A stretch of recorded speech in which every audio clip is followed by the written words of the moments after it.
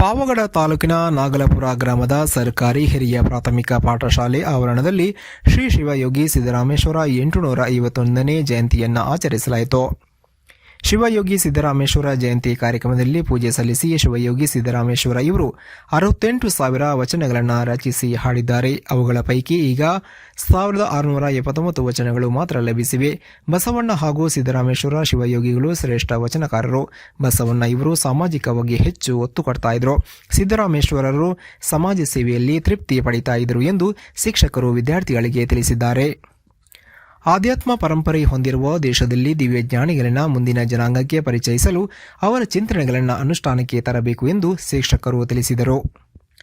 12ನೇ ಶತಮಾನದಲ್ಲಿನ ಸಾಮಾಜಿಕ ಕ್ರಾಂತಿಗೆ ಶಿವಯೋಗಿ ಸಿದ್ದರಾಮೇಶ್ವರ ಇವರ ಕೊಡುಗೆ.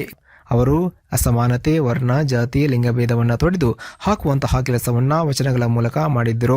ಬಸವಣ್ಣ ಇವರು ಸ್ಥಾಪಿಸಿದ ಅನುಭವ ಮಂಟಪದ 3ನೇ ಅಧ್ಯಕ್ಷರಾಗಿ ಅವರು ಸಮಾಜದಲ್ಲಿ ಕೆಲಸ ಮಾಡಿದ್ದಾರೆ. ಶಾಲೆಯ ವಿದ್ಯಾರ್ಥಿಗಳಿಗೆ ಅವರು ಈ ಮಾತು ಹೇಳಿದರು.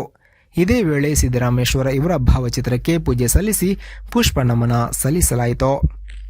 ಈ ಸಂದರ್ಭದಲ್ಲಿ ಮುಖ್ಯ ಶಿಕ್ಷಕರಾದ ರಾಗಪ್ಪ, ಗ್ರಾಮ ಪಂಚಾಯತ್ ಮಾಜಿ ಅಧ್ಯಕ್ಷ ವೆಂಕಟರಮಣಪ್ಪ, ರಾಮಲಿಂಗಪ್ಪ, ಗ್ರಾಮದ ಮುಖಂಡ ರಾಮಚಂದ್ರಪ್ಪ, ಶಾಲೆಯ ಸಿಬ್ಬಂದಿ ವೀಣಾ ಜಿಎನ್, ಚೇತನ್ ಕುಮಾರ, ಚಲುಮೇಶ್, ಅಡುಗೆ ಸಿಬ್ಬಂದಿ ಸೇರಿದಂತೆ ಶಾಲೆಯ ವಿದ್ಯಾರ್ಥಿಗಳು ಹಾಜರಿದ್ದರು.